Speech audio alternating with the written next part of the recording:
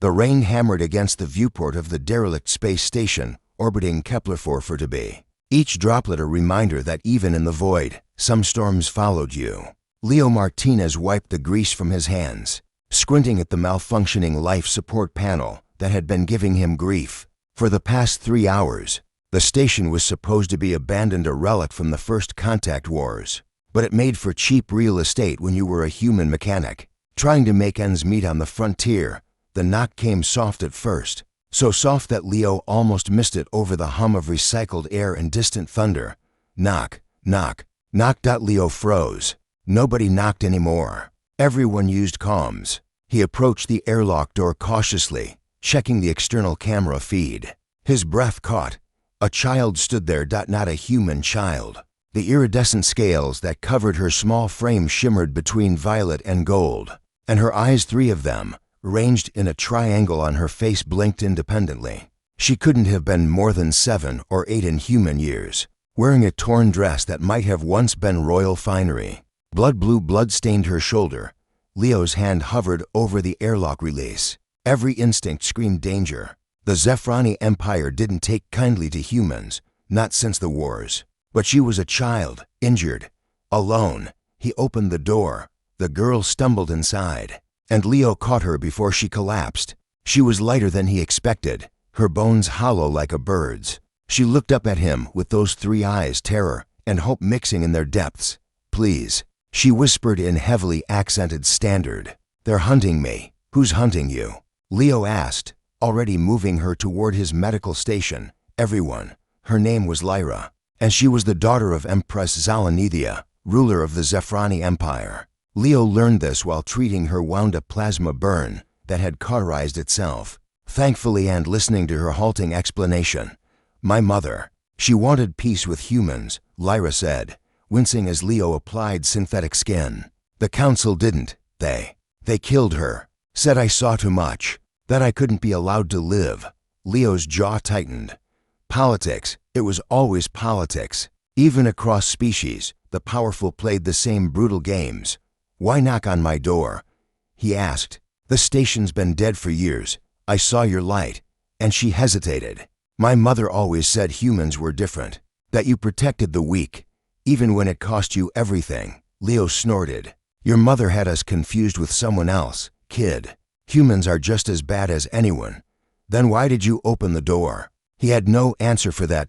They came 6 hours later. The scanners lit up with 12 Zephrani warships, their weapons hot and targeting systems locked.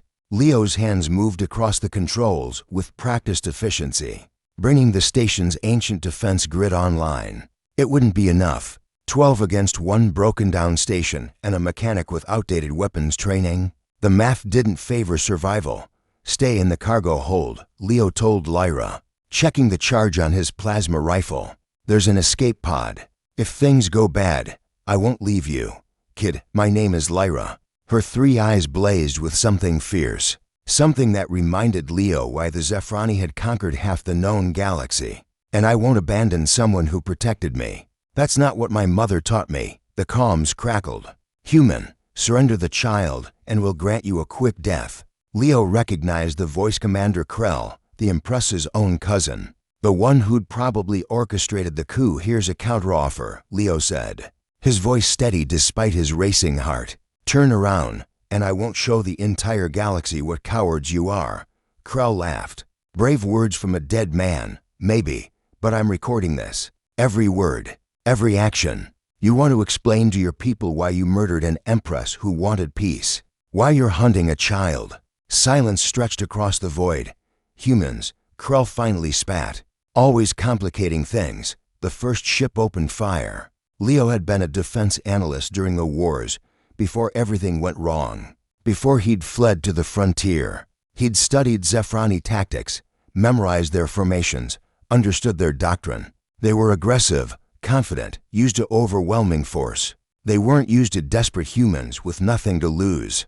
He routed power from life support to shields, buying precious seconds. The station's ancient railguns came alive, their tungsten rounds punching through the nearest frigate's shields. Not enough to destroy it, but enough to make them cautious. "They're flanking," Lyra said from behind him. She'd ignored his orders, naturally, and was monitoring the sensors. I see them. Leo's fingers danced across the controls, launching a spread of proximity mines relics from the wars, still deadly.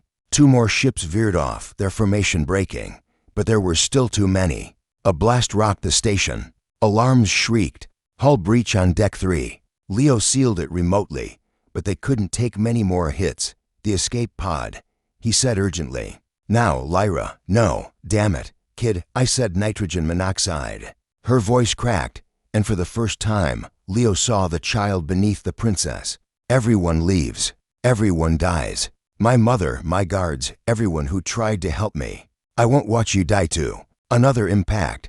Shields at 15%. Leo looked at this alien child, this princess, who'd lost everything. Who'd knocked on his door by chance or fate, or some cosmic joke, and made a decision that every logical part of his brain screamed. Against, fine, then we do this together.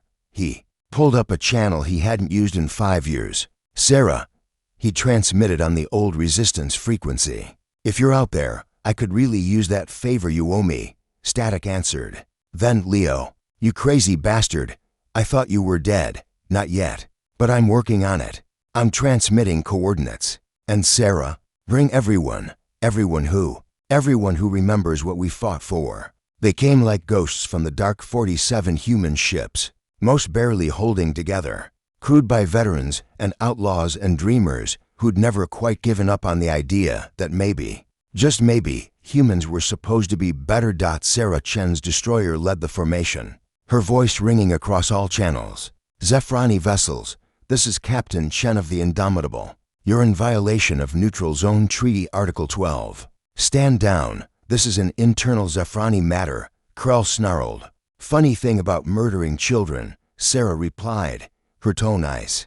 It stops being internal the moment you make it everyone's problem. Last chance, stand down. The Zephrani fleet hesitated, then withdrew, their ships vanishing into faster than light, without another word. In the silence that followed, Leo slumped in his chair, exhaustion crashing over him. Lyra wrapped her small arms around his neck, her 3 eyes leaking tears that shimmered like diamonds.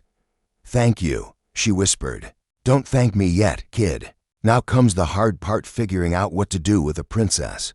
But as Sarah's ship docked, and he saw his old friends grin through the viewport, Leo thought maybe, just maybe, they'd figure it out.